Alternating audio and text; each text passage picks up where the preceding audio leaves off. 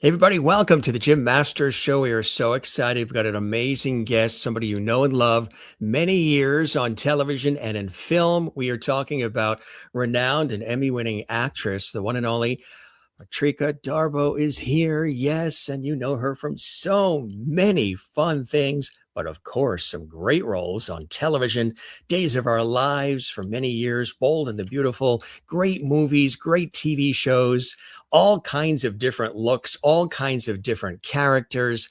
She's one of the great ladies of entertainment and of Hollywood, and we are so blessed. We're just thumbing through some memory lane photos here for you. Of course, Days of Our Lives as Nancy for many years. She's been affiliated with Days of Our Lives for such a long time, and an iconic role, a beloved figure on that legendary soap opera, which just recently celebrated over 60 years on television on good old NBC. And her character is beloved. And of course, not only on Days of Our Lives, do you recall, but also roles on Bold and the Beautiful as well. Yep, we're talking about Shirley, Spectra, Bold and the Beautiful. For those fans who love Bold and the Beautiful, all the soap fans, daytime drama fans as well. And do you remember The Optimist going all the way back? Yeah, that's another one. Bay City Blues. Absolutely. Yeah, here's another one for you too. It Takes Two. These are just some of the amazing things that she's been a part of. There's another one too. The Burbs. This is back in 1989. Tom Hanks and Company. She was in Daddy's Dyin. Who's Got the Will? You remember that?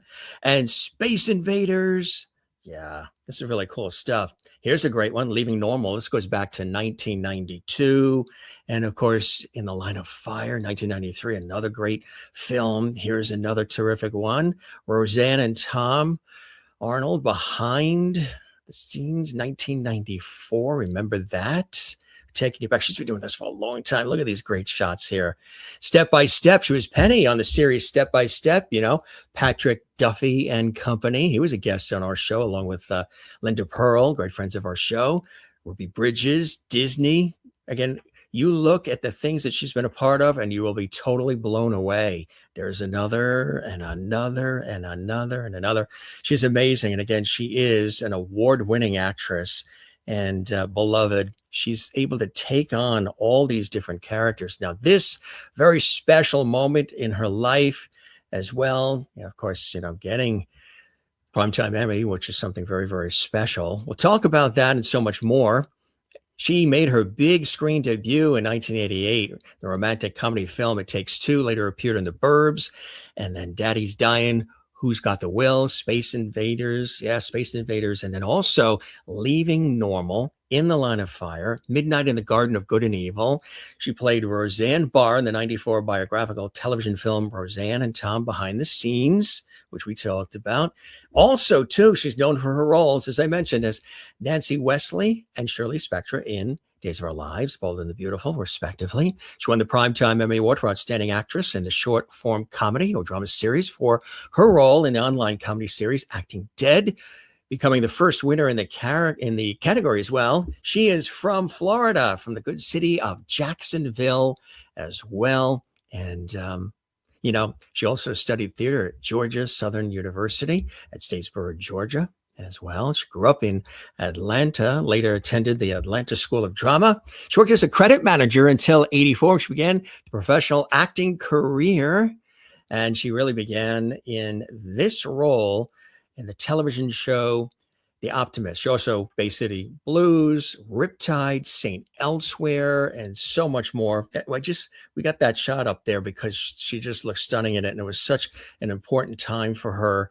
But The Optimist, going back, this was from The Optimist. You may remember that as well, something quite special. We're talking like 1983-ish. St. Elsewhere, of course, as well. You may remember we've had Bonnie Bartlett here on the show. She was amazing as well. She made her big screen debut, appearing in the comedy film The Night Before, the romantic comedy It Takes Two. And then she also was in the comedy films Troop Beverly Hills and The Burbs, of course, as I mentioned. She appeared in 5 feature films, guest starred on Roseanne as a Roseanne lookalike, Dan's crush. And she was contracted to the ABC network Also in 1991, the Los Angeles Times said that she was undertaking a personal campaign to seek nomination for the Academy Award for Best Supporting Actress for her role in the comedy drama Daddy's Dyin, Who Got the Will? Well, that was written by Del Shores. And as I mentioned, from 91 to 92, regular cast member of the ABC sitcom Step by Step. And the list goes on and on and on. That what you're looking at on your screen now is from The Optimist. And she's always an optimist. She's always a smiley figure. She's always, well, there, I love this shot. Maybe not so smiley in that one. She's like, Jim, what are you talking about? Always a smiley figure. Here she is, a smiley figure.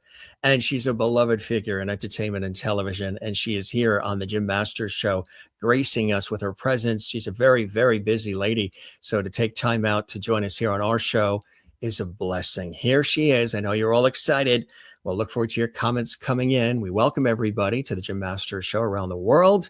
Here is Patrika Darbo joining us on this show. Patrika, welcome to the show, my friend. It is a pleasure. And that was just, for everybody listening and watching, that was just the short list of what she does.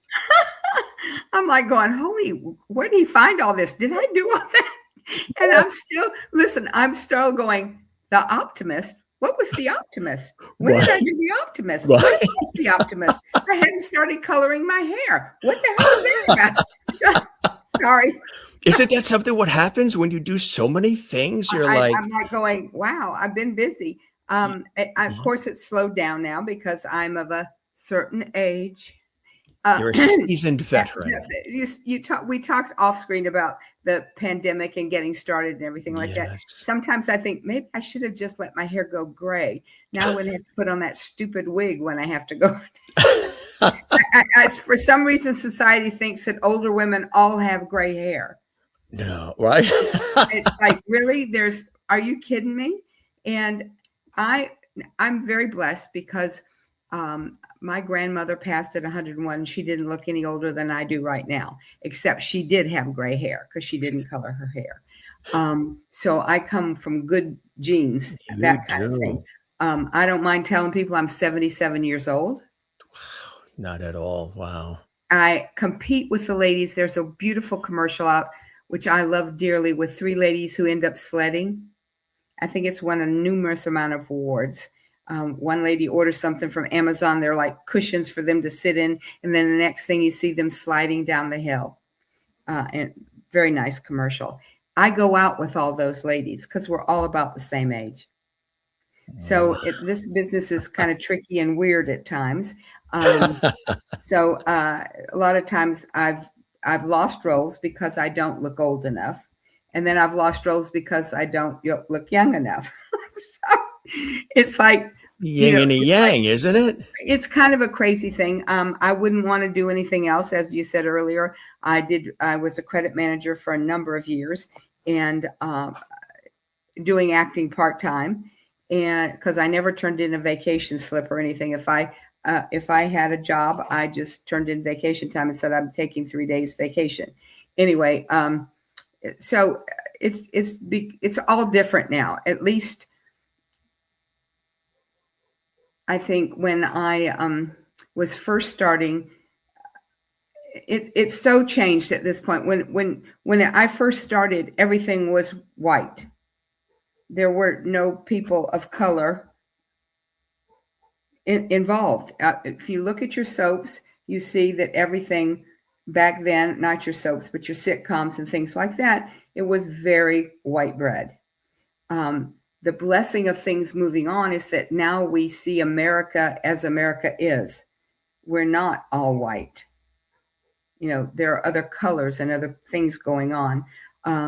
So I've seen that the industry change rapidly, and some for the better. And again, like I said, I'm competing against people that their genes aren't as good as my genes. So it's crazy. It's crazy.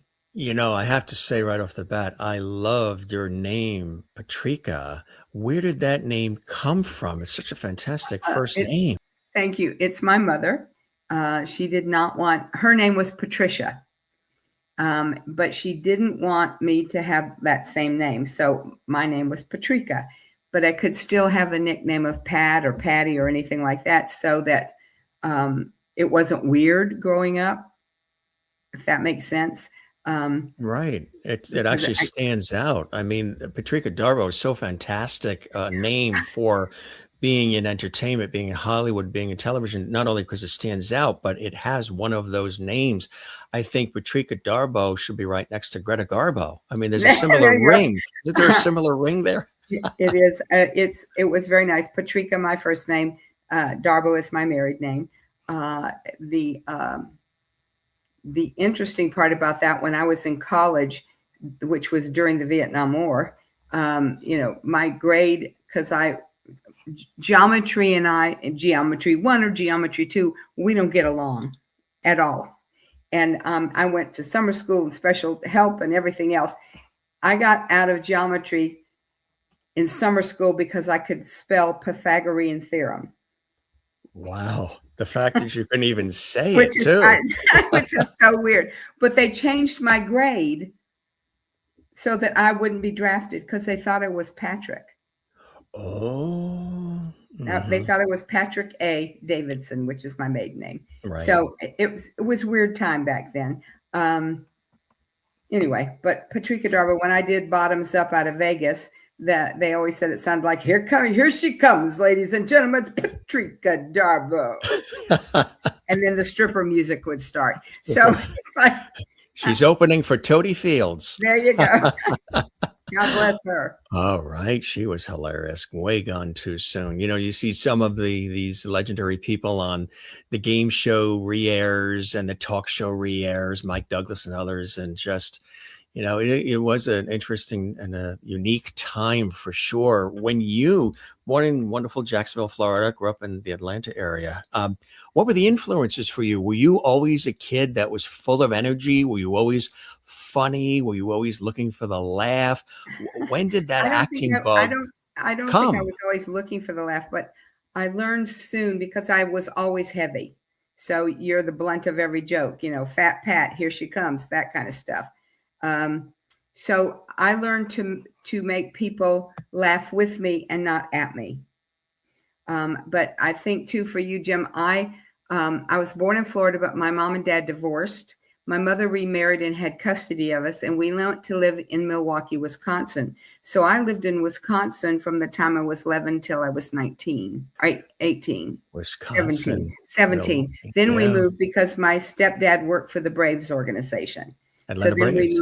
we moved to Atlanta. Wow. And that's where I finished high school and then went on to Georgia Southern. And then I came out to California before you were born, maybe, or most of your audience, 1970. And yeah, I mean, that was, so I've lived in California more than I've lived anywhere else. And I've been married 52 years. So I'm headed for 53. So now, how have you been able to balance that, with the demands of the career and everything that it takes to have a long-lasting marriage like that, and to, be able to balance just daily life, because you've been called upon for all these different roles over the years, and sometimes you can be on a situation where you're gone for a few days. Yeah, well, we're best friends. So we were best friends before we got married. There's a trust element of things going on. And I don't know, marriage is not 50-50. Marriage is 100-100, because if either one of you have to enter in half of yourself, then there's going to be problems. So you enter in as 100 and 100. I mean, I grew up in an age where my boyfriend and my husband will never see me without my makeup, and my hair will be done. I will get up at 4:30 in the morning, make sure that he's going to have breakfast, but I will have a full face of makeup and my hair will be perfect. I was like, what? Praise the Lord. And then it was kind of like, and I intend to change the fact that he keeps doing this and he keeps doing that. And he keeps doing this. Then why are you marrying him if you're going to change him? I didn't get it. I didn't get all that. So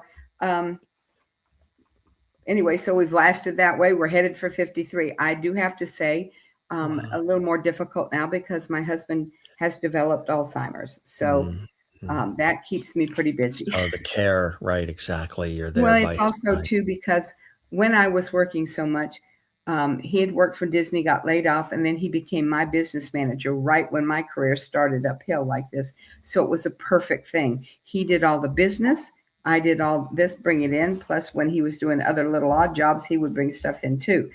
But the major thing now for me is I'm trying to figure out the business, and I'm unfortunately like, what, where, what, who, when, what, who, what? Yeah. Right. So Yeah. What's it this?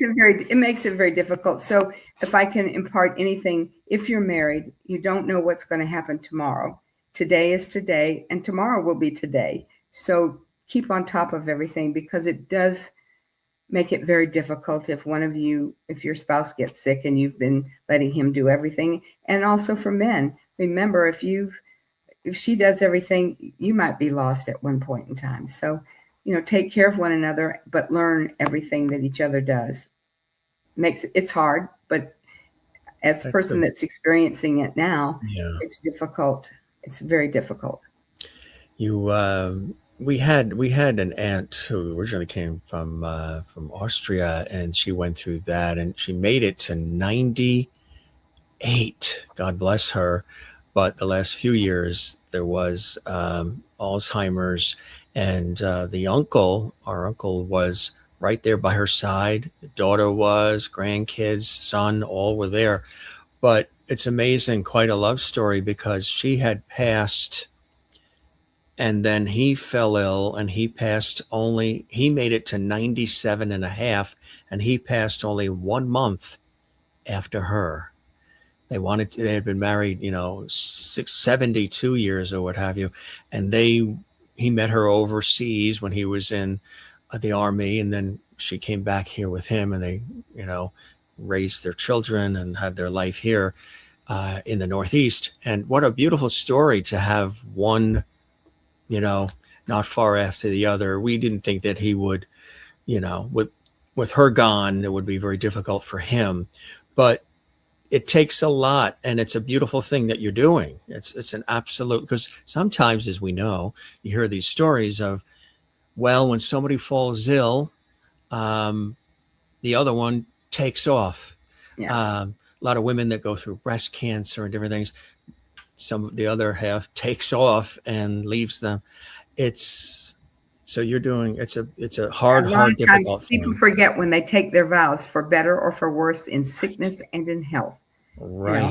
And I'm honoring that. So Beautiful person. It's just a reflection of who you are and who you've always been, Patrika. So then, early for you, um, when you, of course, started building up the education, the studies of acting, what was it about acting that sort of piqued your interest? And what was that first opportunity for you, whether it was in high school or college or outside of the educational world, that really got things rolling for you? People started to notice, she's really good. my mother said I came out of the womb and called me Sarah Bernhardt most of my life. But I did, and I did it in grammar school. In high school, I was in performing. College, I was in performing, taking classes at that time they had Theater Atlanta, which was great. Studied with some wonderful people there, and other wonderful actors and stuff that I've kind of lost track of. But every once in a while, I end up connecting with somebody that was there with me and stuff, or in college. I in the neighborhood where we grew up, we'd put on talent shows at the what do you call it, where the community pool was, and all that stuff. We had barbecues and stuff. Oh, yeah. So like with the big recreational, right? The community thing. We, that old thing about writing plays and, lip syncing to music songs and dancing and stuff. And, we did all of that. And when I came to California, I had already been working in credit in Atlanta. And then when I came out here, I got a job doing the same thing. And I'm not a good waiter, because I'm the type of person that goes, excuse me, now listen, y'all have ordered. Make sure that the order you told me you didn't want mayonnaise, because there's going to be mayonnaise. now let's get this right, because I'm not going to come back here and take something back because you didn't, so let's, everybody good? Okay. I love that. It'd always be like, isn't she adorable like this? But I was like, you come to the table and they start with, I really didn't want wheat bread. Well, excuse me, it says right there, it comes on wheat bread. Did you tell me white bread? No, you did not. What I tell you about changing? Right. Anyway, so I stuck it. with credit quite a bit. And as I said, I didn't do a lot of vacationing because I would turn vacation time if I got something. I started as background, learning. I went and did a lot of extras and background stuff, but talked to the camera guys, what's going on here, who's this over here, this ADs. And so to make sure that I was learning from the ground up. I have great respect for people that do the background work, because you're not treated well at times. Right. And but you can't have just two people doing a show. If you're in a restaurant and there's in a park or something, you got to have people in the background. Yes. That's great. So you paid attention to what everybody else was doing and was sort of learning a little of what they were doing. I think everybody should do that, because it's not just you getting in front of the camera. There are other things going on. It takes a village to raise a kid and to do a film or do a television show. And without the grips and the camera guys and everybody, you're lost. Hair and makeup is there before I get there. If I have a call time at 6, they have to be there between 5:15 and 5:30 to get the curling irons going, get their whole thing set up and everything. So always, if I can say any to you young actors, respect the people you work with. And remember that the secretary at the casting office may be the casting director tomorrow, and she will remember if you were rude. Yes, that's right. Yes. I've had a lot of people going, I never get called back to this office. I said, well, is there a reason? Well, I don't know. I think maybe I was rude. I said, well, hello. There's your answer. Exactly. There's your answer. Yeah. So it doesn't take anything. There's no extra energy to be kind, to listen, to learn. So be kind, listen, and learn. No matter how fast paced or how stressful or how tense the scenario or the set is, you've got to maintain composure and work with everybody. Exactly right.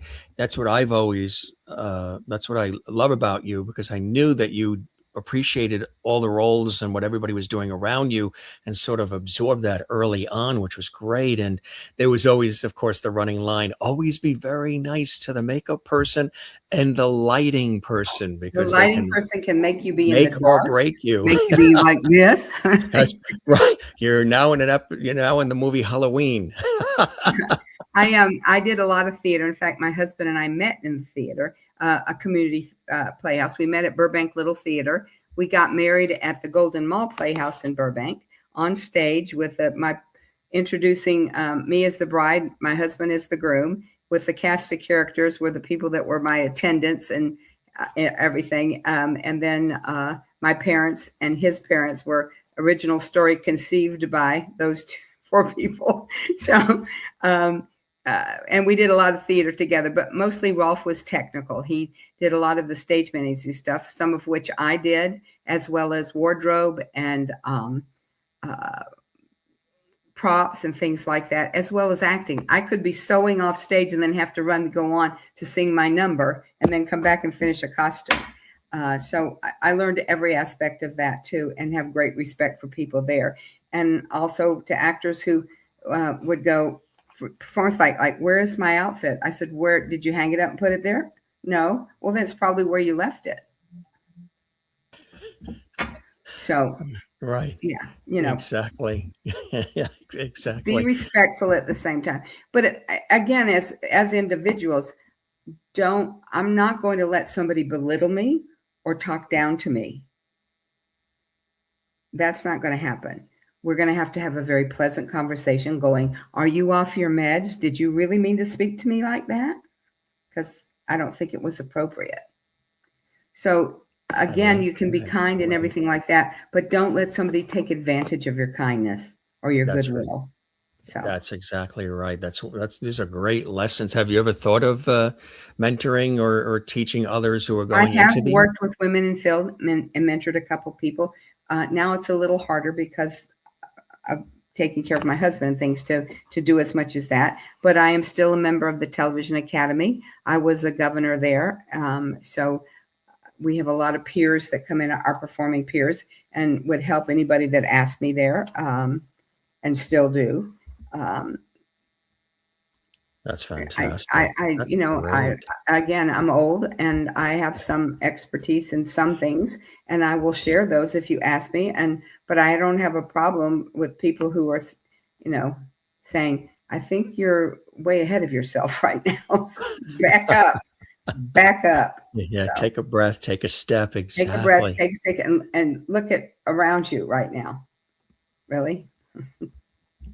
Exactly right. That's fantastic advice. Very, seasoned advice from a seasoned veteran such as. You're a seasoned veteran too. Come on, really, everything you've done and stuff like that. Come on. Yeah. I mean, it's what we're professionals talking to one another and sharing our bits to the people that are listening to us right now. And thank you to the listeners, because without you and our fans, we wouldn't be here at all. I second that emotion. That's so important. Exactly right. That's the way it works. It takes a village, but it also, oftentimes it takes two, it takes three, it takes, but you community. Back then, community. Back then, it takes two. 1988. Yes. And what? Oh my God! I can't suddenly think of his name that just passed. Tony Geary. That was with Tony Geary on that one. And I also worked with Tony on My New Car. Yes. And I think something else, I don't know, but we had a great time together always and stuff like that. But he lived most recently in Amsterdam, so really didn't get to see or talk to him that much. But that was a fun experience. So, and Bay City Blues too. Yeah, well, that was like I auditioned. They wanted hysterical fans screaming and hollering. Yeah, well, that was great. You did mention one of the first big films too was it was Keanu Reeves' first film with now I suddenly can't think of her name. It's right on the tip of my tongue. Anyway, it was Keanu. Yeah. And she'll come to me. It was like his baby picture, and that was called The Night Before. Lori Loughlin. Yes, there we go. I knew it would download. Yes. It was a fun thing. And that's an interesting audition because Monica Swan was the casting person. And my agent gets a call and says, Patrika, they want you to show up as a sleazy Madonna bimbo type. I went, do they know who I am? Monica knows. Really? A sleazy Madonna? Anyway, I was a credit manager. What? Yeah. So anyway, the credit manager goes dressed with her hair out to here and scarves, beads, little gloves with laces on it, a leopard short skirt, and the CFM shoes. And I'll tell you that off air. I'm not telling you on air. And I go clipping into ABC Theater Towers. of the mind. There you go. And I go clipping in there like this with my little socks and my big high shoes. And when I got off the elevator, hand to God, every one of the women in that room had to be at least 6'4", and even taller because they were all in the same shoes, dressed like sleazy Madonna bimbos, that all looked at me like, who the hell are you? And my whole thing is going, well, I've just walked into this place. I went through the parking lot trying to find where the offices were. So I've already been humiliated enough. So when it was my turn to go in, the director lifted up his head and went and looked over at Monica, and she went, just wait. So, and I can tell you that dialogue, part of that dialogue was what 30 years ago now was like, I know what they call it, Joe, but you don't actually blow. Ooh, I couldn't do that. I got the part. What happens to your face is fabulous. Your face is so expressive in all of your roles too. And that's another thing I'm sure, the casting people and producers have always liked. You have this, no matter what role you play, there's just this authenticity, this realness. There's this, this warmth that you give off that is very, very infectious. That's why people love you in all these different roles. You just have this believability. It's as if you're not even acting. You're a seasoned trained actor, but at the same time, you just have this believability that is very relatable for viewers and consumers of everything you do, Patrika. Thank you. I do it. Voiceovers. I did ADR for a long time with a group. I think, I wasn't discovered overnight. So there are some younger people that are suddenly thrust into things and doing that. I can say that I don't have debt because I've paid everything off. I think sometimes an injustice, some of these younger kids that come in, that they think, oh, this is going to last a long time. And then it lasts for 6 months and you're stuck paying your condo bill and your new car. So I truly believe you have to always be real and be real in life. There are times I don't expect everyone to like me. So why do I think I have to like everybody else? There are times that we go, that person just makes the hair on the back of my neck go the wrong way. They didn't do anything. I will be friendly, but they're not somebody I'm going to warm up to. And I think vice versa, that person may not warm up to me for the same reason. I think chemistry sometimes, I don't know what it is, but again, I don't like everybody, so I can't expect everybody to like me. And nobody in this world is perfect. So. Kind of like this fabulous photo from The Bold and the Beautiful. You're like, what the heck? I gotta talk to her again. I don't like her. What did they say? What are you talking about? Yeah. Yeah. I have to say that was I had a great time doing that. And Shirley, Spectra, and Courtney Hope, who went over to Young and the Restless now, who is Sally Spectra there. I did a couple of I think I did 3 episodes of Young and the Restless too during during the pandemic and stuff. And I did them in Anthony's office, looking at his computer. He's filming me just off of that. And then we sent it in and they worked everything. Listen, I would love to go back to Bold and the Beautiful. Listen, I want to work. Every actor wants to work, but I loved going back there. And I think that Shirley Spectra could come back and really shake some things up at Forrester and with Dollar Bill, because he was a stinker, a real stinker. And I think she should come back and really wreak havoc. So sort of straighten things out. Of course, yeah. Your list of credits in television and film is absolutely extraordinary. When you do look at it, you're like, wow, that's right. She was in that. She was in that. She did star in that. She was a part of that. She guested on that.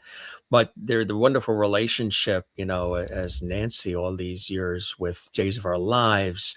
How did that role come your way?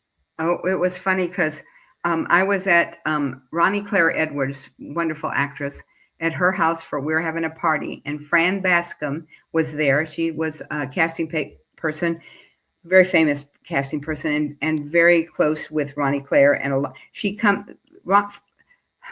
sorry, tongue-tied. Fran Bascom loved actors. She would go to every stage production if she was asked. Anyway, she had seen me in a couple different theater things. And we'd met because she'd cast me in a couple things. Anyway, she asked me at Ronnie Claire's, Patrika, would you do a soap? Now, I'm like 200 and something pounds at the time. And I'm thinking, okay, yeah, I can come on and serve beer and peanuts or, be a housekeeper, whatever. That's where my mind went for myself, because I didn't see myself as a soap actress. I saw myself as a soap under 5 person coming in and help. Anyway, so the next thing I know is I'm offered the part of Nancy Wesley, and we accept. But again, I still think I'm coming on to have serve beer and peanuts, at which point my agent sends me a picture of Kevin Spiritus and says, this is going to be your husband on the show. Now, Kevin is the epitome of a soap opera actor. He's wonderful. He did a lot of Broadway and everything. There he is. Look at that face. Look at that beautiful face. Anyway, I look at him and go, they've cast the wrong person. They don't know who, something's wrong. Anyway, that's how it was like this. Anyway, so no, I get the script. It's for me. I go, I show up, I'm in the makeup chair. And all the time, my Nina, who passed away, who was my makeup artist, she's going, this is so wonderful. This is crazy. And I'm going, this is really crazy. In a minute now, somebody's going to say, Patrika Darbo, could you report to the producers? And I swear to God, within 2 seconds, over the loudspeaker, because Patrika Darbo, could you please report upstage to see, and the producer at that time, and I was like, Nina dropped her brush that she's putting my makeup on with a mouth went as wide as like this. And I said, I told you. So I go upstairs, and all they wanted to say was welcome to the show and to being a cast member, which was very sweet. At that point, I only had a couple days work. In other words, they'd only hired me to do like a week's work. And because that's all Kevin and I were supposed to do. Anyway, the day I aired, there was such a response from the fans, and God bless each and every one of you who wrote in and called in and said, we love this woman. Wow. I had a 3-year contract at the end of that day. And that was from 1998. And I just recently went back, in 2016 to do something for them. So I've been on and off with Days of Our Lives for over 20 years. And it's amazing, isn't it? Were you a part of the 60th anniversary events? No, so many people were not invited to that. But, listen, I did my part. I got paid for my part. I have wonderful fans who've become friends. I've gone to Thanksgiving dinner at several of my friends' houses and listen, I'm grateful beyond all belief, because without our fans, any actor's not going to be anywhere. I think that's where these people that are creating the AI people, they're going to have a problem, because fans want to interact. They want to go and see. If you create this beautiful man that does this wonderful stuff, the ladies would like to meet him later. That's why these Hallmark things that go on right now, where they have 3 days in different cities, or that people can come and interact and meet their fans. Days of Our Lives, there's a lot of events that we go to that they want to meet us. And a lot of times we go because it's for a charity. It's just, again, fans are a very strong thing. And I think when I know progress is there, and a lot of us don't like change, me one of them at times, because I can't figure it out, need to know that the AI created character is on the screen, but people want that tactile. We want to interact with you. I want to have my picture with you. I can't have my picture with an AI thing, because it's not real. Exactly right. So, right. So that's why, to any performer out there, honor and respect your fans.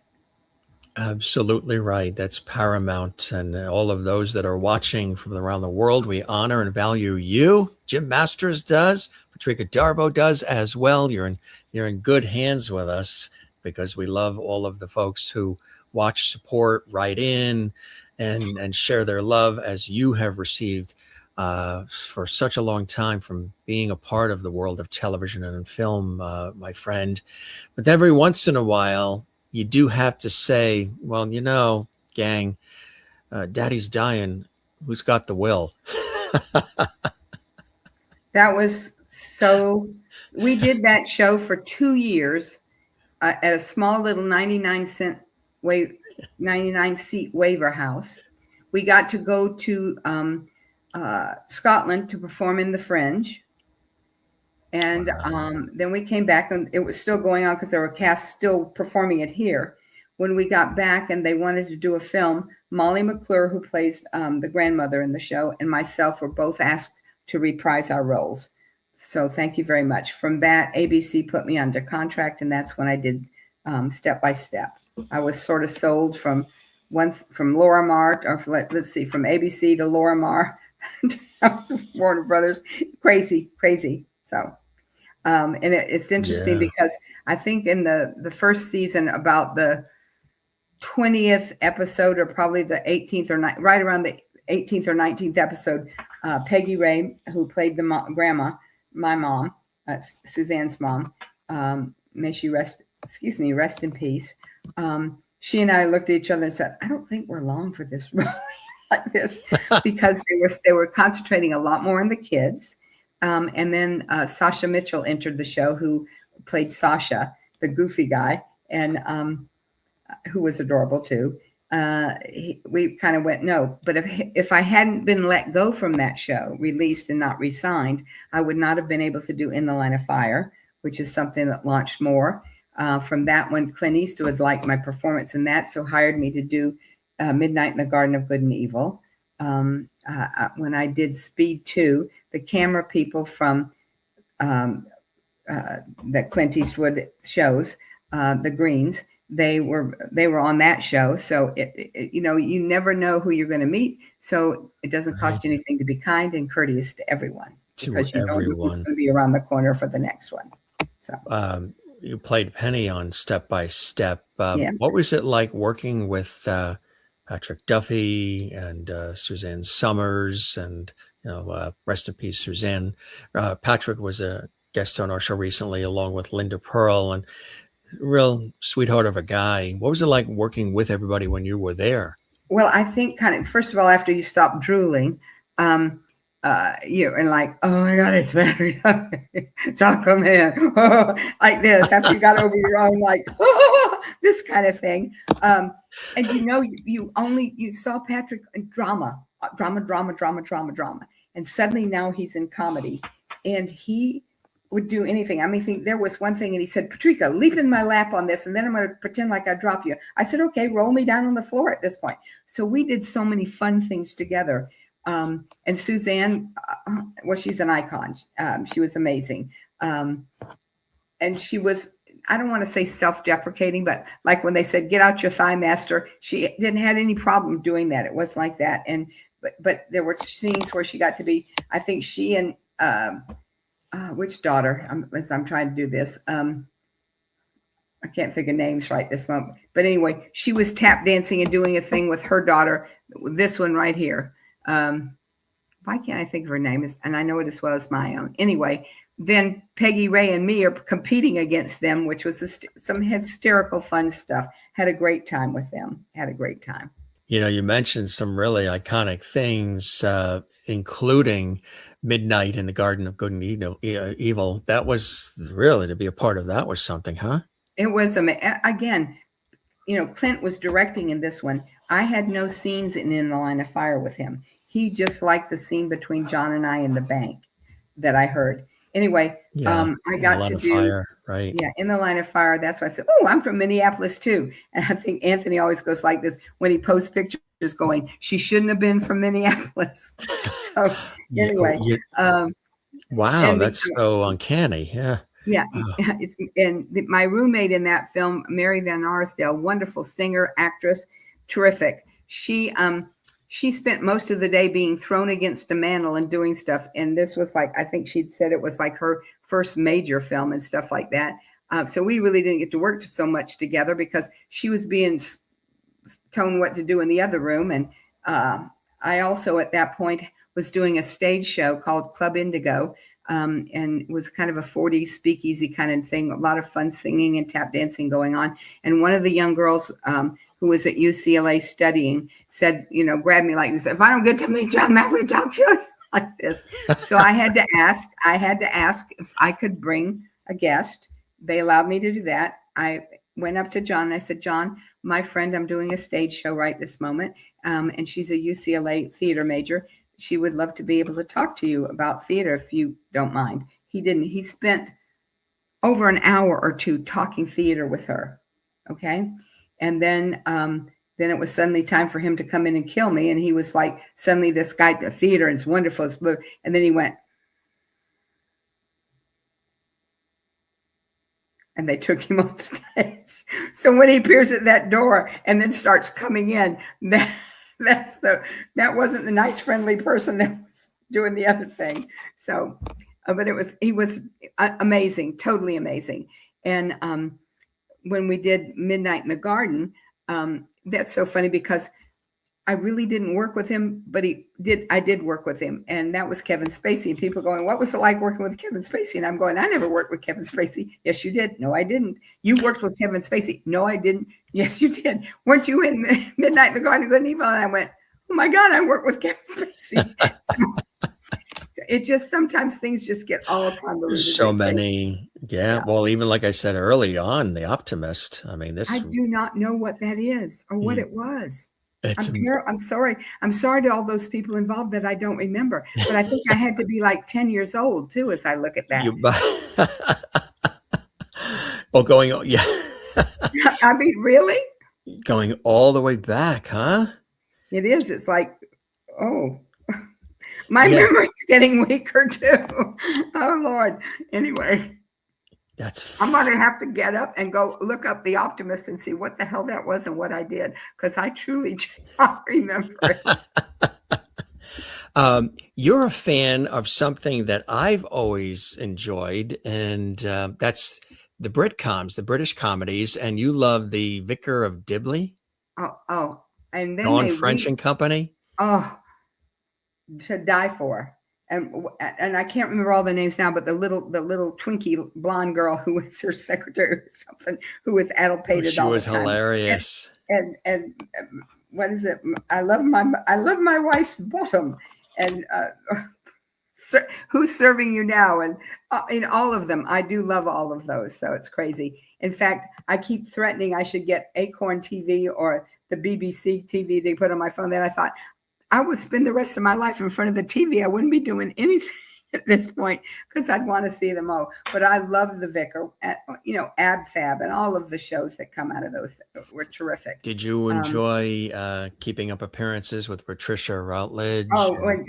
Yes. We just lost her recently, but she was amazing. I could see you on one of those. Well, I wanted to do The Vicar of Dibley, and I thought it should be done here, and then it was done here, and I auditioned for like a church lady and I'm like going this, and then then it was Kirsty was doing may she rest in peace too, was doing The Vicar, and I think American television screwed it up. I mean, because that wasn't the same show. It just wasn't. It wasn't what the Dawn French one, not at all. So, I mean, I think I have Dawn's book over there. I mean, truly amazing. Oh, she's hilarious. And you see her in some of those, you can see it online as a guest on some of those British talk shows like Graham Norton and some of the others. Oh my God, I love Graham Norton. Oh, yeah. Yeah. I'd like to. Listen, I give my eye teeth. Yeah. They can have these teeth. I'll come be on that show. I love that show. I also think the British have she'd give the teeth for Graham Norton, but she gave us her fingernails. Isn't that great to get on the Jim Masters show? Yeah. And just so you know, others, that's all she's giving, the teeth and the fingernails. That's it. She sold out. I think Graham Norton is one of the best talk shows ever. Hilarious. The laughter, the audience. Johnny was good to me, but the Graham comes on there. We can't allow drinking here because we're so provincial. So they can't have any, they can have a coffee mug and have whatever they want into, but it has to be a coffee mug because you're having coffee. Right. But the mere fact that his research team is brilliant. And the conversations are so real. There's not like pretentious going on. That's the best way to be. That's some of my favorite, because that's how I pattern my work in television, radio too, is I prefer good conversations versus typical interviews. Question, answer. That's why I'm like, I talk around everything you're trying to get me to talk about sometimes, but I love that because they'll come on and go, they'll say, there's another person on the couch that really loves so-and-so too. And everybody goes, and then you go, it's me. Oh my God, I'm sitting next to somebody. Right. Exactly. It's so real. It's so real and the honest. Best. Yeah. And that's also too, if you look at British actors, I'm sorry, Jim, I just interrupted you. No, it's perfect. It's the only way to be authentic and warm, conversational, because there's a lot of people where it's just an interview where it's question, answer, see you later, goodbye. Next time you do a movie, come back on. I prefer conversations like the old school talk shows. I think that's what's so great about Graham Norton too. But I think if you look at the British actors, it's like what is it? Midsummer Murders. Yeah, on Okay. PBS. Yeah. But look at his wife on the show is like third billing down. She's in every episode, but she's third billing down. It's like she's not there, but she's in every episode. Okay. And I can't think of her name right this moment. I know it as well as my own. But also English actors, you look at them and 1 minute they're the superstar and the next minute they've got two scenes and they're off. Didn't you just win the British BAFTA award? Now you're only doing 2 words here. You're only 2 words there. It's like they love to work. They take every opportunity. They're not all superstars. Now, it could be right this moment that some of them are. I don't know because I don't know them personally. I love their work. But again, they seem real. And I love the fact that, 1 minute they can do a movie, 1 minute they can do television.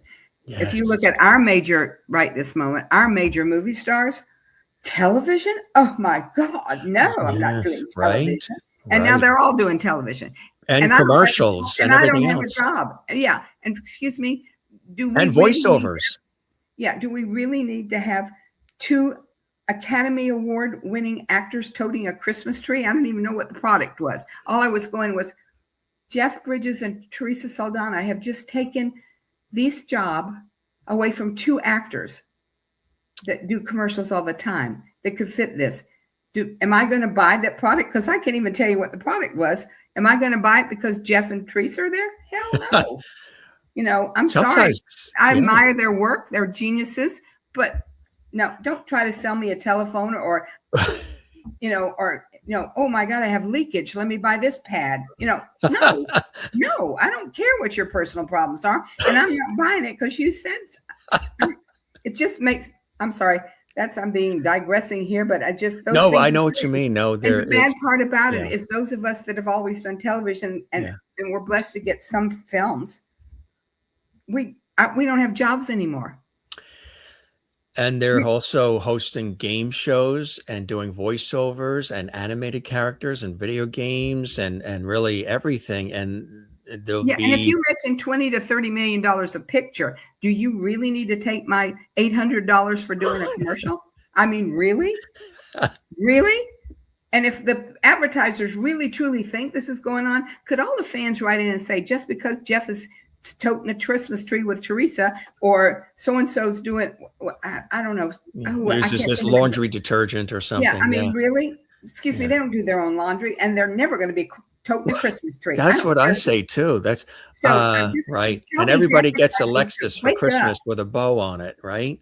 At Christmas time, they always have a Lexus in the driveway for the spouse. And here's your Christmas gift, a brand new $90,000 Lexus with a red bow on it as it's snowing out. Everybody gets that for Christmas. Don't think so. Why do you think this is?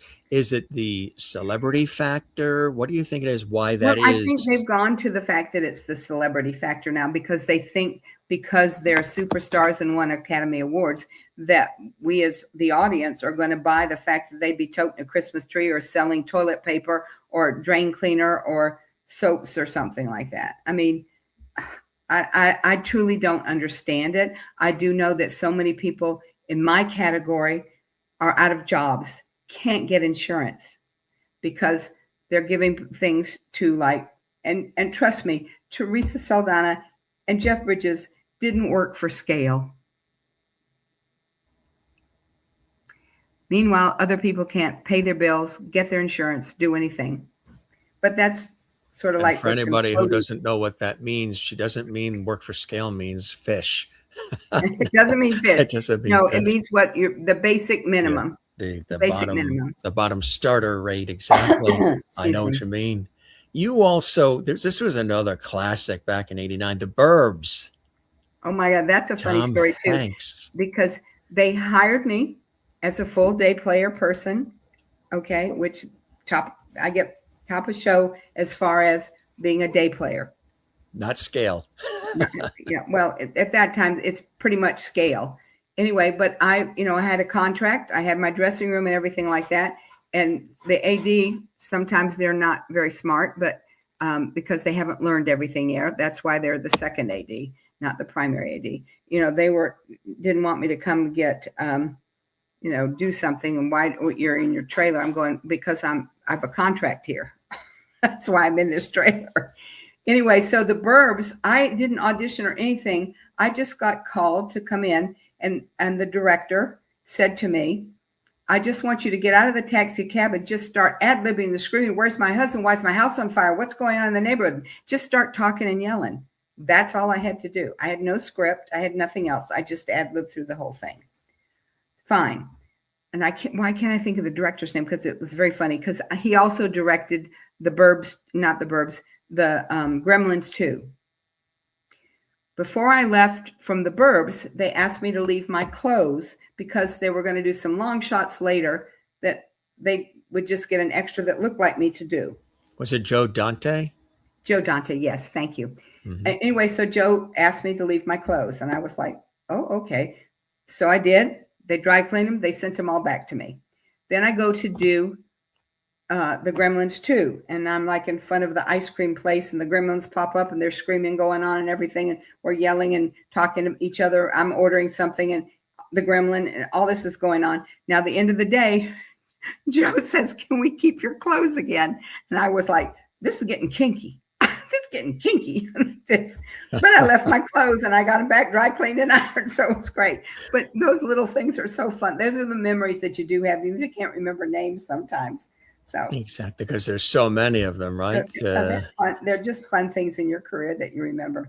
Like Space Invaders. Oh, Lord. 1990. Wow. That was it. And I still see some of the people that were the little people in there. I mean, we lost Debbie. I think one of Kevin's lives in Arizona now.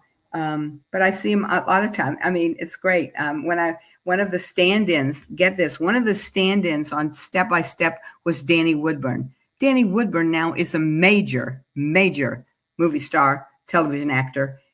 He's amazing, wonderfully talented. But I remember when he was doing background, and I shouldn't really say background. He was, when kids are in there, they get little people to work where the kids are, because they're about the same size and height and stuff for lighting and things like that when they're in school, when the kids are in school. So, but Danny and I are good friends, and he's wonderful. His wife, Amy, I mean, they're wonderfully talented people. So yeah, I've met some great people. You are as well, but you've worked with others who are as well, Patrika, in Leaving Normal back in 1992 as well. Oh, wow. That was fun too. I vividly remember that because there's a scene where I'm supposed to shoot the gun out the window, and we're trying to make sure that we were safe enough, because even though it was blanks and stuff, you never point a gun at anybody ever, no matter what. I mean, you're kind of always off to the side, even though it looks like you're doing it. But anyway, I had to shoot out a sign out the window, and it's like very loud. So I had to make sure the girls weren't leaning forward. They were leaning back, and I wasn't putting my hand too far back. I mean, so I remember some of those things that were going on. The dancing in the park. And I mean, that film was released when the riots happened in LA. So it really didn't get the things. I think for me, it was better than, what's the one with, the other 2-woman film that drive off the cliff. Help me. Yeah.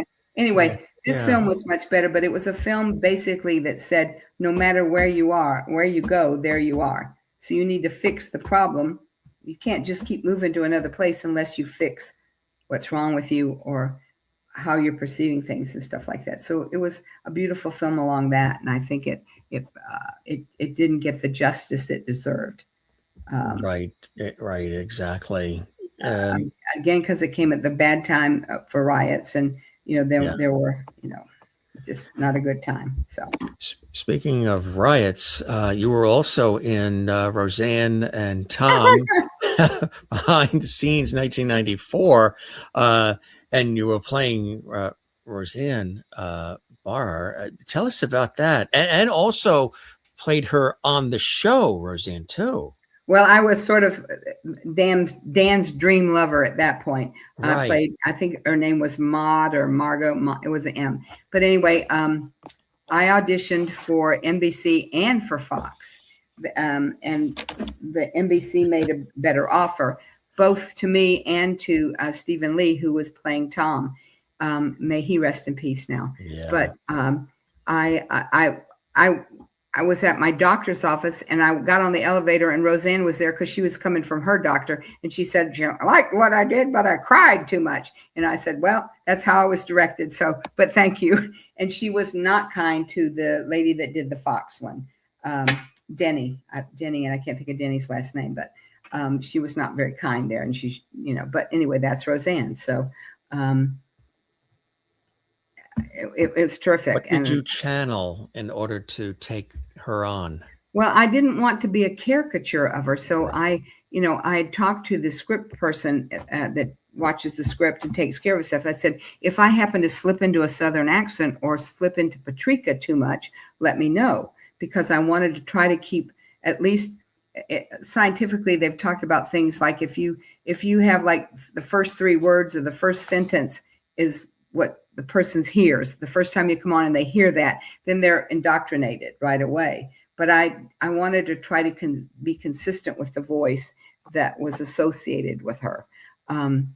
She's an icon. I mean, she's wonderful. And again, we all go through mental things and hardships and stuff. So I don't know exactly what the problem is.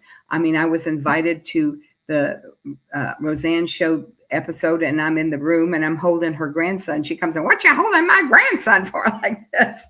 Anyway, things that go on behind the scenes sometimes are very bizarre. I have great respect for her. I think that she's kind of gone downhill and I don't know if she's having, my other phone's ringing, so we'll just let it ring. I hope it's not disturbing you. Not at all, but maybe somebody says, we like what we see with Patrika on the show. It's a producer calling right now to get you. Yeah, we need to have her on the show right now. Unless it's Roseanne calling. No, they'd be on my cell phone. That's my home phone. And there's another person I have problems with, AT&T. Everything is up the pole. The squirrels come and eat the things, and they want to come put fiber in my backyard, which means they got to drag things. Anyway, that's another whole story that we're going to. Everything's up the pole. Yeah, things up that pole. Oh, we can't fix it because the person that we have to go to their pole is working today. We can't get in their yard, so we can't fix your phone today. Okay, fine. Anyway, so yeah, I live a normal life. Hello. Whatever. But life is, here you go. So it's great. And this, they got to go up the pole again? It's nuts. No. And then they have to go down the street to rewire something else because, and why they make these wires that are up there with soy. There's a because animals eat that, right? They've done that in engines and cars too, and mice eat it. I had the rats eat $14,000 worth of my car. So really, fortunately it fell under vandalism because those little rats got in there, and they were able to save $14,000 worth of it. When I had to go and have it all replaced. Wow! And the wiring, the Lexus guy says, "I have good news and bad news." And I said, yeah. And he goes, well, the good news is we know what it is. I said, okay. He said, the bad news is the rats have eaten your entire electrical system. The electrical system. Anyway, but it cost me $14,000 plus.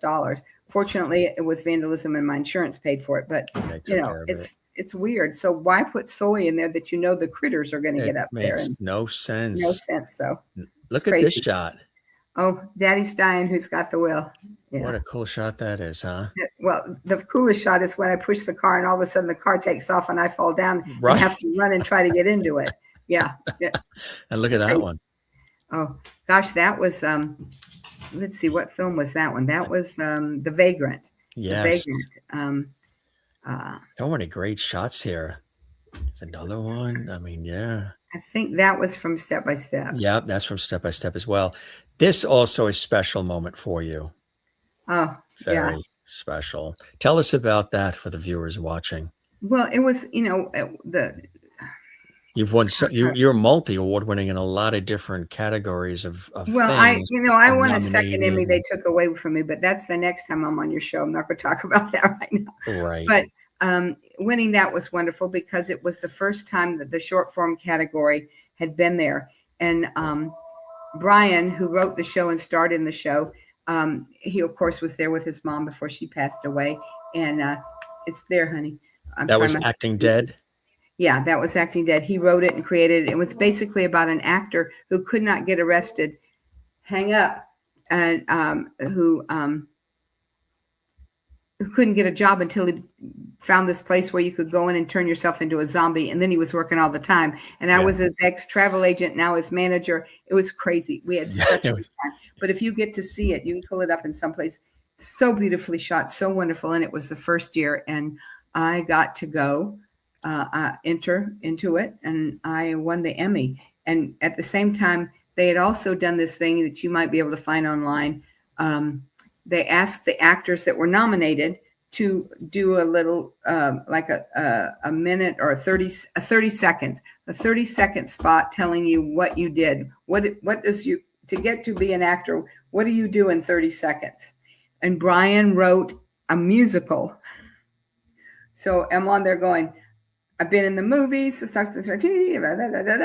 know, it was all about the show and all about what I did in 30 seconds. So it's very funny if you can find it.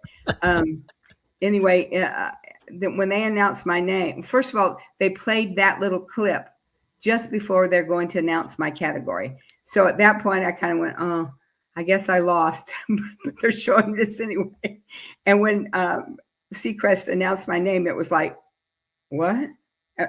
And we were, the whole row, everybody was so excited because everybody was, my husband, my publicist, all those people were there. It was like, and all of them are friends as well. So we were like screaming and hollering, and I hadn't even got a seat. And then I go over there and go, there's no railing to hold on to. And I thought, please God, don't let me fall up these stairs. But anyway, Ryan helped me up the stairs, and then I did my little speech, and we had it was great. It was great. Wasn't there a moment with, is it Lily Tomlin too?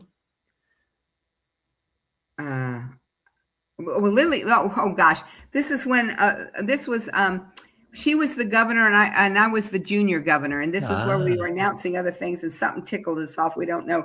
I think it was the fact maybe great shot of you guys. Maybe I wasn't yet the governor. And yeah. And somebody said to her, she's not the governor yet. And I said, not yet. And we're both laughing about that. I don't remember. But it's a great shot. The two of you. Yeah, it was fun. You have better shots than I do. I was going to say, do the research. That's what do the homework. They'll show up. So another one, Disney, Ruby Bridges are in that as well.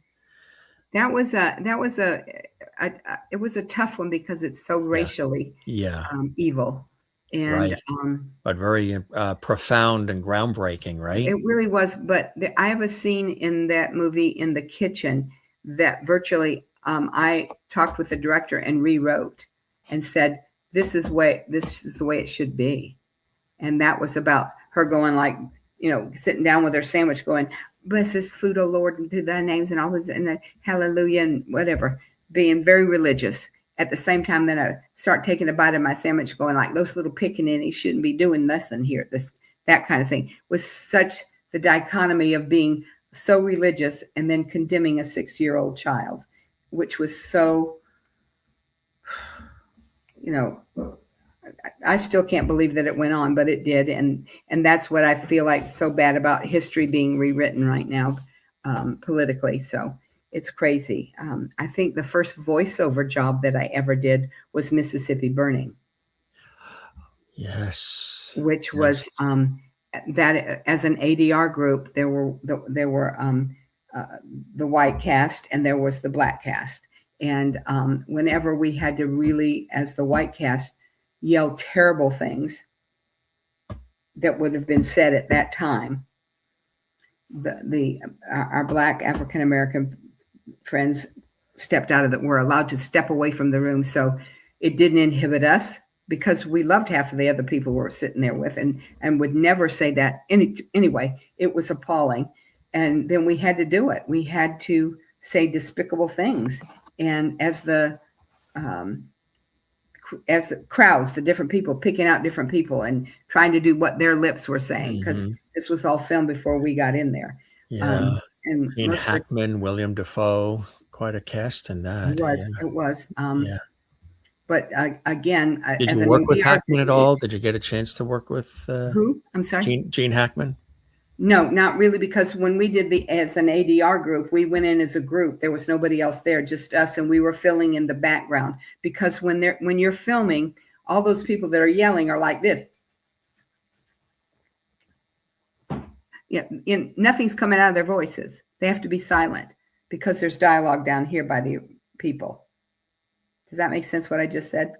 It does. Okay. So then the ADR group comes in and they pick people to say what's coming out of their mouth. And sometimes they're using the N word and, swear at other things. It's just, as saying them, and it was inhibiting enough. But if we'd had to sit in the same room with our friends and say those things, would have been horrible.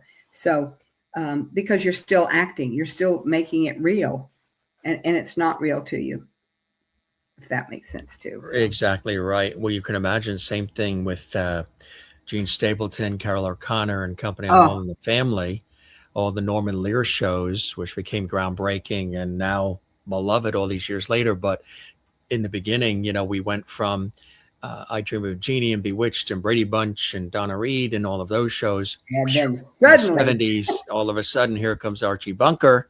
And now I've seen it re-air, and on some stations they actually have a little bit of a warning beforehand. The program, because they did on CBS, I believe there was a little bit of a blurb before it started on CBS that said, "This is a dramatic portrayal of this is so you know." I think when Maude comes on, the same thing, dealing with her abortion and things like that. There were B. Arthur Maude, right? Another incredible, so wonderful. Yeah, we just had Adrienne Barbeau on, and she was fantastic. She's wonderful, and she's had an opportunity to do a lot of different things as well, and just a really, just a very nice person, like you, Patrika. Here's another one, Johnny Depp, working with Johnny Depp, Rango. Oh my gosh, that was you so have fun. done it all, Ms. Darbo.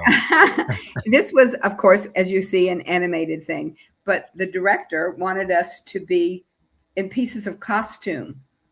And at one point, the townspeople, which are the animation people, are dancing, having a big hoedown.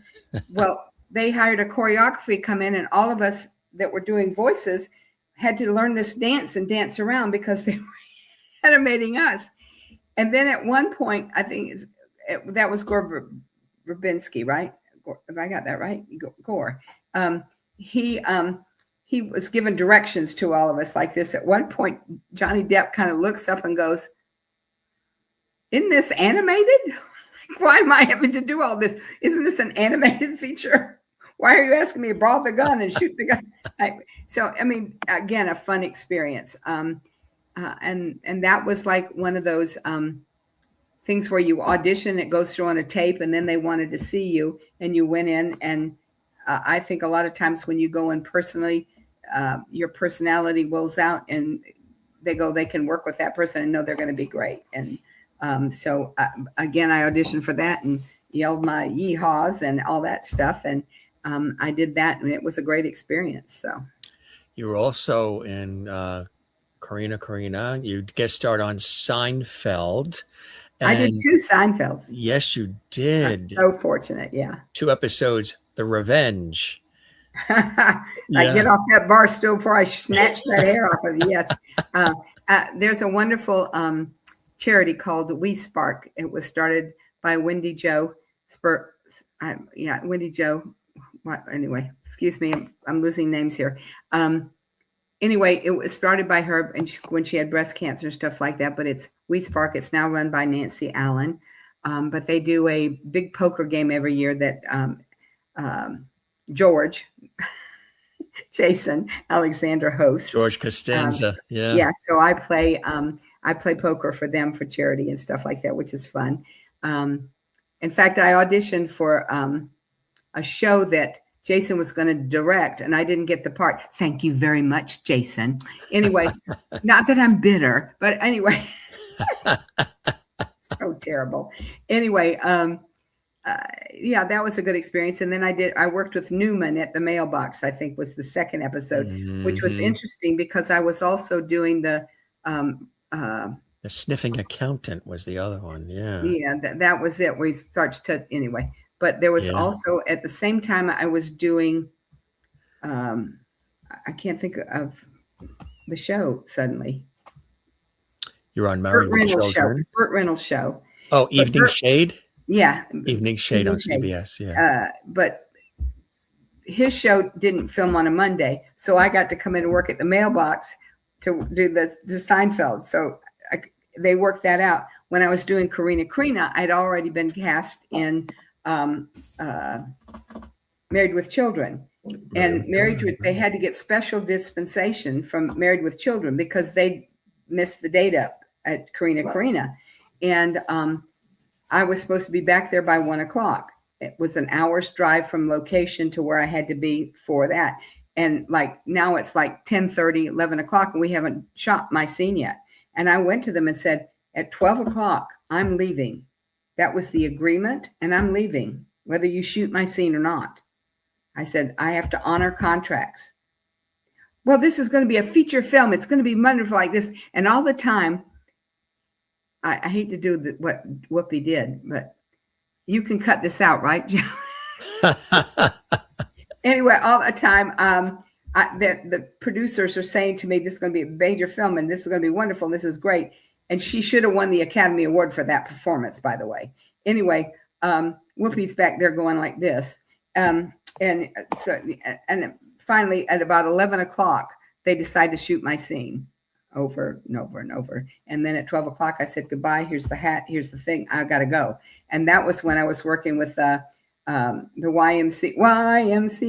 Village People were on the show at that time. Village People, right. So I got to go back and do that. But that was fun, would be with the Village People too. So that is hilarious. What a great when I look back on some of these things, I go, wow, those were different things. Lois and Clark, The New Adventures of Superman. I mean, you really had an opportunity to be a part of so many incredible things. It was really wonderful. I worked with Leslie Jordan. I did a stage play with Leslie, a couple of stage plays by Del Shores with Leslie Jordan. May he rest in peace. And he played the Invisible Man, and I was the wife of the Invisible Man. The Invisible Man. Great. Exactly. You also got the Soap Opera Digest Award for Outstanding Female Newcomer. And in 99, Daytime Emmy Award nomination for Outstanding Supporting Actress in the Drama Series as well, just among the many accolades. And you appeared in the horror films Madhouse and Hatchet as well, 2004, 2006. Did you like being involved in the horror films? I think for me, Madhouse was a bit crazy because it was kind of convoluted in the fact that we couldn't really talk about it, and we were in Romania at the time, which was parts of it were beautiful, parts of it were scary. But Hatchet was so much fun, except when we were shooting the death scene. We were just gotten out of the swamp, so we're all soaking wet. And it's like about 40 degrees and it's nighttime and we were freezing to death practically. And then of course I got my head ripped open in that one, which was one of the magazines, one of the horror magazines had that it was the best kill on ever. So it's fun. And in fact, the actor that played my husband in that, and it'll come to me in a minute because all the names are downloading. He and I played Mr. and Mrs. Claus together in a lot of the little kids' films, In Search of Santa Paws, Puppy Star Christmas, a couple of different things. And that was Claus, fun. right? And I worked with Danny Woodburn there again.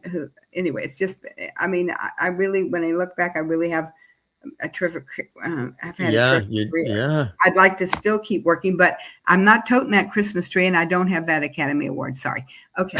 Done with that one. I'm still not bitter. Anyway. But she was on Showtime's Dexter. She guest starred on Desperate Housewives. She was also in the teen drama web series Misbehave. She was in The Middle, Devious Minds, The Big Bang Theory, 911 Lone Star, Mickey Madsen and the Copperhead Conspiracy.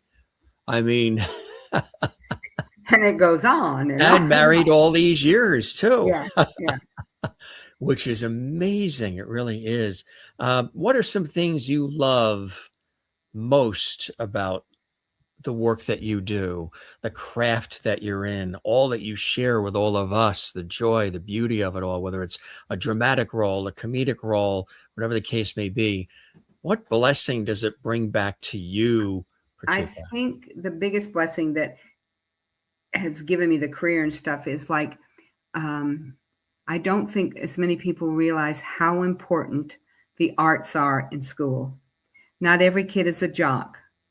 And again, like I said, I was overweight, but when I went into the theater class and the music department, I was just me. The physical me wasn't there. It was the thing inside that everybody recognized. I think we do a disservice to dismiss the dramatic parts of school, the music parts of school, because like I said, not everybody can play football or basketball or hockey or whatever, baseball. So I think for me, it's a safe environment. And again, the difference between performing in a sitcom is I'm a character. When you're doing stand-up, it's either they like you, me, or they don't like you, me. So my venture into that was not as strong, though if I had to do it right now, I could still go do it.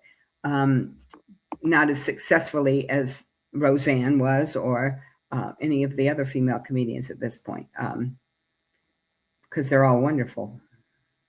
So, but I think Speaking it's of the safety. wonderful, you worked with several other wonderful talents, and we had Linda Gray was on talking about Ladies of the 80s, A Diva's Christmas. You got to be in that as well, that Christmas comedy film. What was that like with everybody? Again, there I am like that. I'm the day player and I'm getting my day player fee. And I may have gotten a little bit more because I had the Emmy at the time.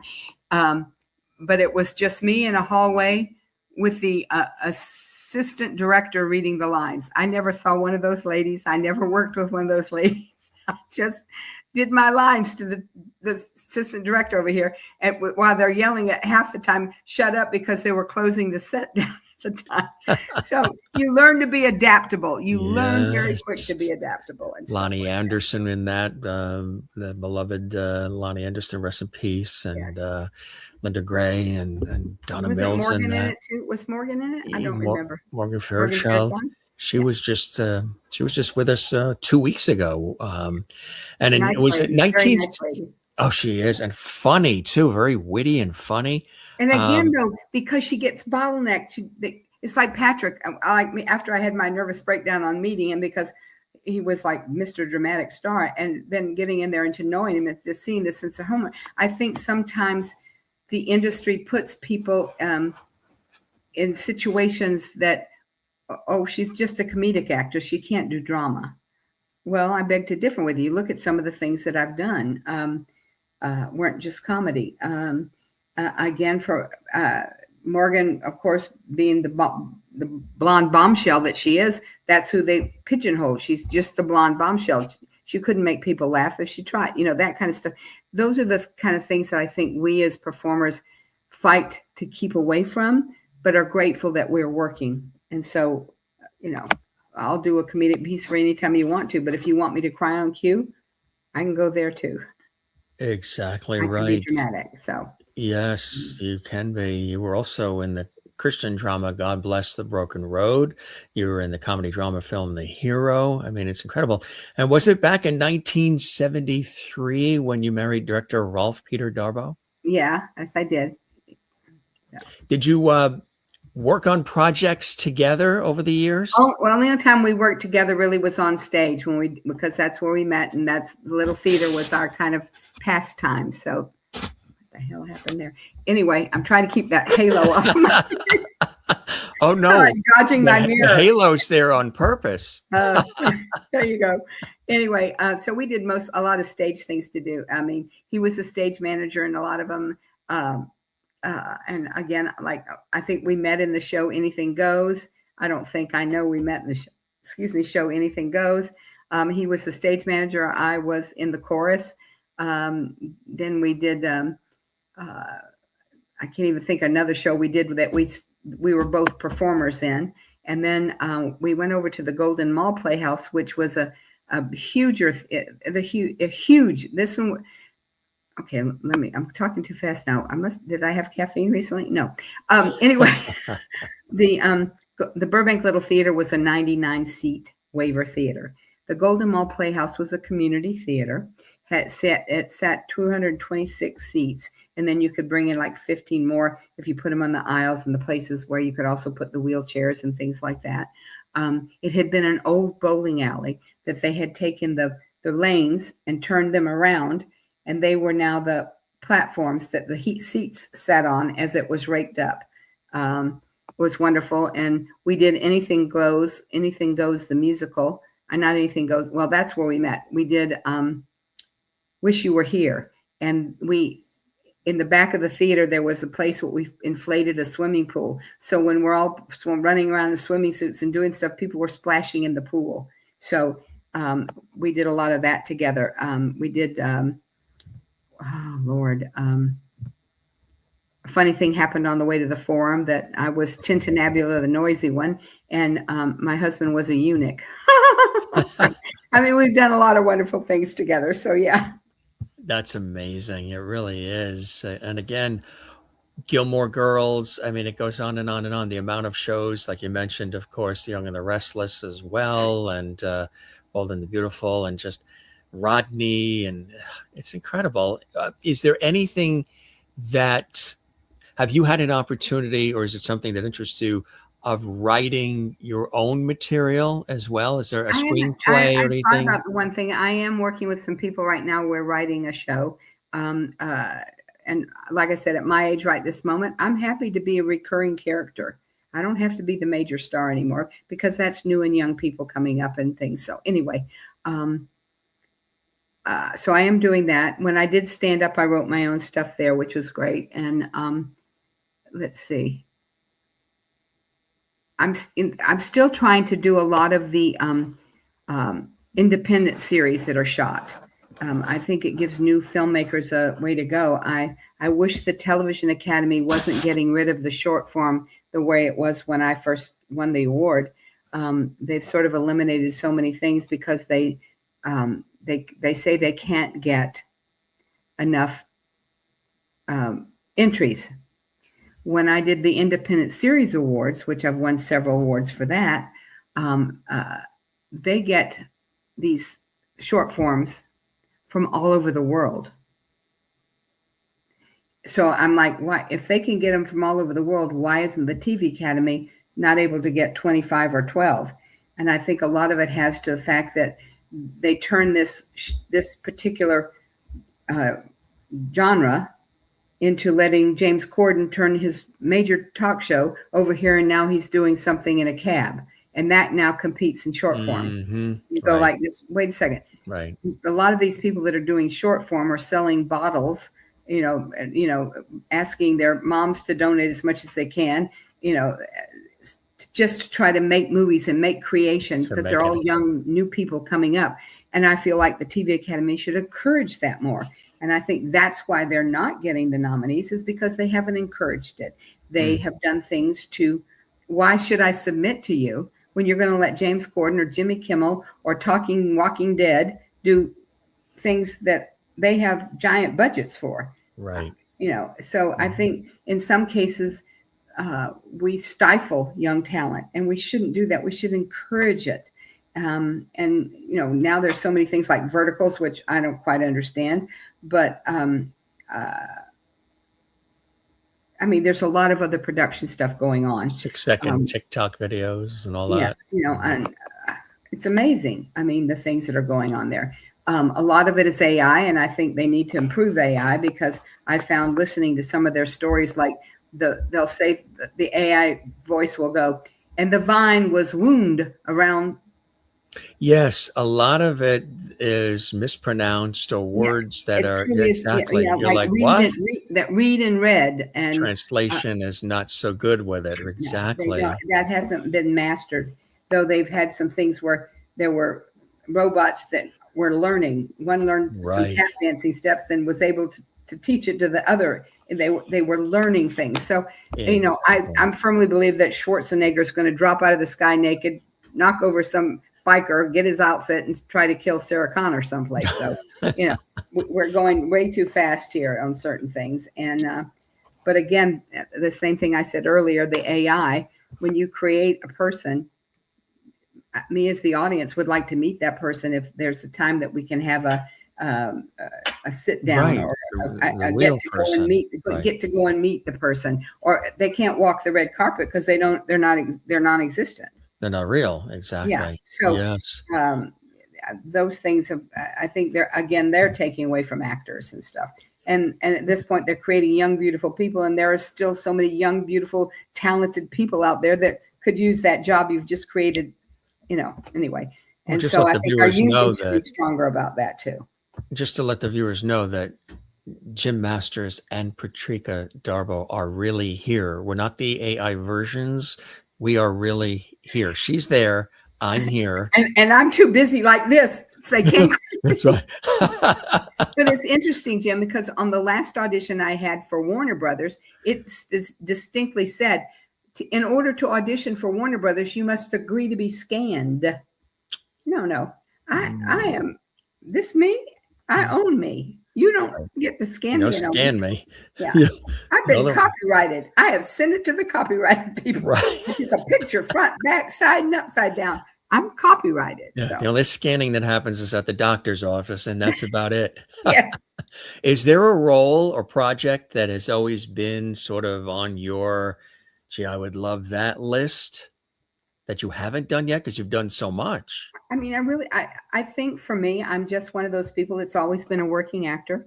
I still consider myself a working actor, even though, like I said, the parts that I would normally have done and would still be doing have now crossed over. I think, Netflix now with talking about Warner Brothers, and I think there was a monkey wrench thrown into that just recently, but I don't know.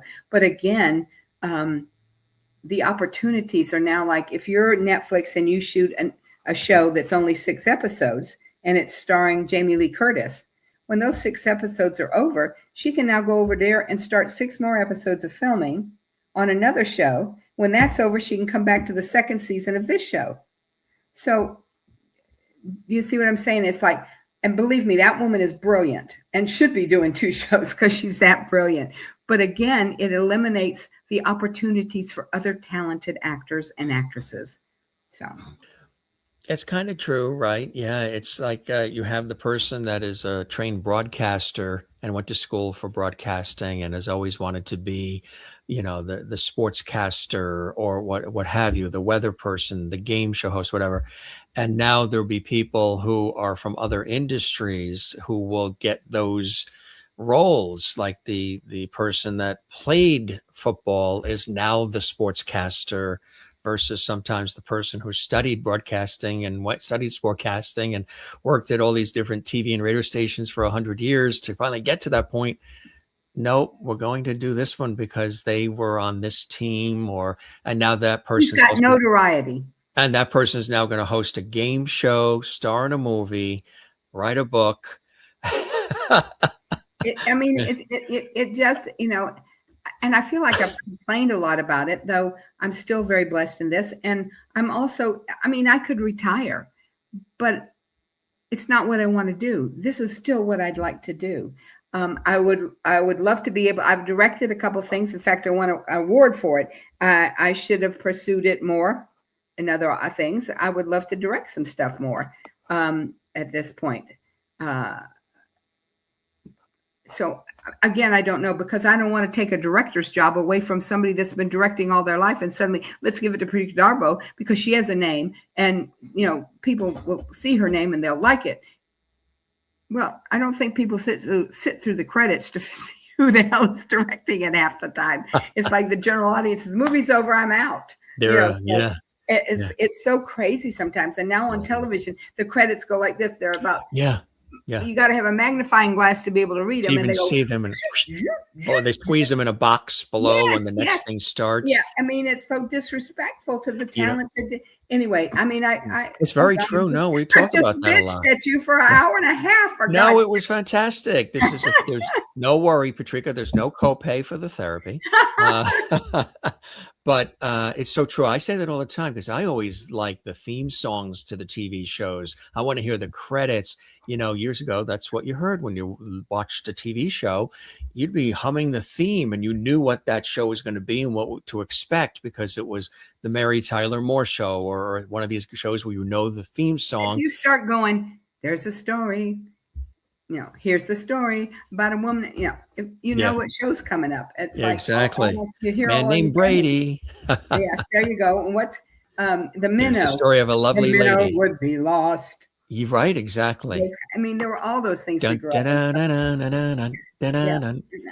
and what I know. Just and then they'd have the credits with the theme song as well, and you'd sing along. You knew what it was.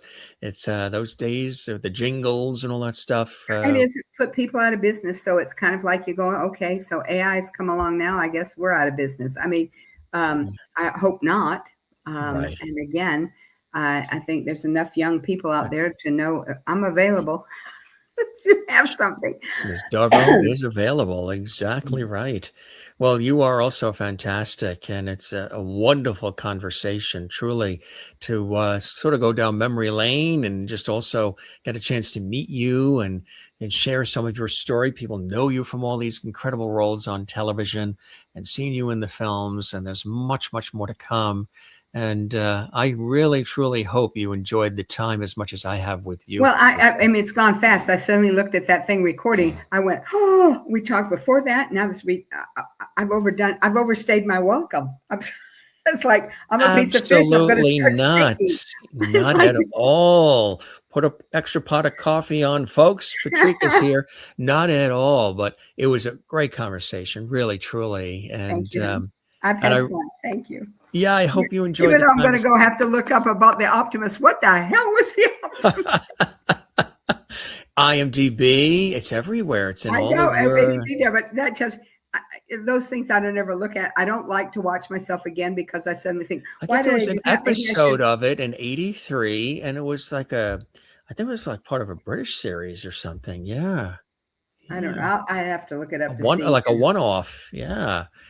So, well, that's what happens. It happens to everybody because when you're in so many different things, and if you're in TV commercials, people remember you from the TV commercial. I mean, before we go, did you ever have one of those opportunities? Remember when there would be an actor or an actress who would be hired to be sort of that face, that mascot, that spokesperson for Josephine, the plumber from Comet, or that actress that was was it Imperial Margarine? It's not nice to fool Mother Nature. Yeah, they would get cast as that for years. 9 years I did one. I was Pearl, the Tetley tea lady. So I was like, who the hell put all those perforations in there, and who counted over 1,000 perforations? You think I'm gonna like this Tetley tea? Well, I can tell you right now. Oh, this is really good. That's terrific. I love it. So I mean, nobody says perforation like she does. Nobody, no perforations, and and then Super Bowl, not this past year, but the year before, I did a commercial for a new apartments or something.com with two people. For rent.com. I was the hairdresser. All of that was ad lib. I had no script or anything. They just asked me to talk about corn. So I talked about corn. You got your corn pudding. You got your corn on the cob. That's terrific. Weird stuff. I mean, and that's the improv part that you learn. So any young actor before I take off because I've been here too long, just educate yourself. Be up to date on current stuff, things so that you can. If something goes wrong, or if it's an improv class, that you have more things to bring up and talk about that's current or not current, so just again, education, which is why I'm going to go look at the Optimist going. Did your folks get a chance? Did the family get a chance to see your success? Did they get a chance to revel in it? Not really. My mom got to see things before she went. And finally acknowledged what I did, because sometimes your mothers are the worst enemy. My dad, neither of my stepdad or my dad got to really see my career blossom. So Well, they're with you here in spirit for sure, my friend. Truly a wonderful conversation.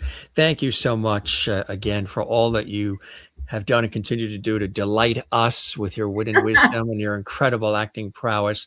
You're a delight to chat with, and I really do hope you enjoyed the time with me as much as I have with you. It went very fast, so I must have enjoyed it because I wasn't going, what the hell time is it? It goes by in a New York minute, like we say. I tell you, in a New York minute. Well, you're welcome back anytime. I always tell Thank the you. guests we keep the porch light on for them. So, Patrika, you are welcome to be here anytime you like, even if it's just a quick chat. And I thoroughly enjoyed the time with you. And you be well. Continued blessings to you and the family. And we'll look for you on the screen, large and small, my friend. Okay. Thank you. Thank you. Take care. You be well. You take care. You're going to go make a sandwich now? I'm going to go see where the hell my husband is right now. So. That's it. Honey, yeah. Thank Honey, you, where are you? Bye-bye. Bye-bye. I'm not sure how I hang up, so. We'll take care of it. We'll do okay, the game. I'll say goodbye then. Bye, SteamYard. See you later. That is funny. Patrika Darbo. Patrika Darbo joining us here on the show. It rhymes with Greta Garbo, doesn't it? What a terrific person and a real pleasure. We loved having her here on the show. And if you guys enjoyed the conversation with Patrika Darbo, a brilliant, multi-award-winning actress from television and film and so much more, well, certainly give this episode a thumbs up. There's a little thumbs up on our YouTube channel. Share this episode on your social media and also subscribe to our YouTube channel, Jim Masters TV. And don't forget to leave a comment for us as well. There's a comment section right there below. What are some of your favorite memories of Patrika? Maybe you've watched her on Days of Our Lives, Bold and the Beautiful, The Young and the Restless. Maybe you saw her on Married with Children, or those episodes of Seinfeld, or the movies or anything else. Certainly let us know and come say hello. Drop a comment below. We love to hear from all of you. And thanks to everybody for their support and love for the Jim Masters Show Celebrity Talk Show series. It is a pleasure to have you here. And what a hoot, right? She's been doing this for decades. She loves what she does. And she's open. She's honest. She's real. She's funny. She's authentic. She's a straight shooter, as you can see. And a real pleasure to have on the show. And this was a great episode. I really, truly hope you enjoyed it. Again, let us know. We love your feedback all around the world. Drop a comment right there in the comments section. And I want to say to you a very special thank you for watching. It means the world to know that you're there. And we love putting these shows together. It's all ad lib. It's all free flowing. No pre-prepared questions, created. We just have good conversations here on the show. And with all of you here, and a couple of laughs along the way. And we certainly did that on this episode. All right, gang, love one another, take care of one another, and don't forget to do the very same for yourself. And come back and see us again. Thanks to everybody for the chat comments. Thanks to all of you as well for your time and your attention. And come see us again right here on The Jim Masters Show. We love when you're watching. Thanks to Patrika Darbo for joining us, and thanks to you as well. I'm Jim Masters. Don't go anywhere. Another great episode comes up in just a second. Don't forget, you can also binge watch all the past episodes here and there and everywhere right here. So be well, everybody. We'll see you on the next episode of The Jim Masters Show. Thanks for stopping by. Hope you enjoyed it. I sure did. Be well. Cheers.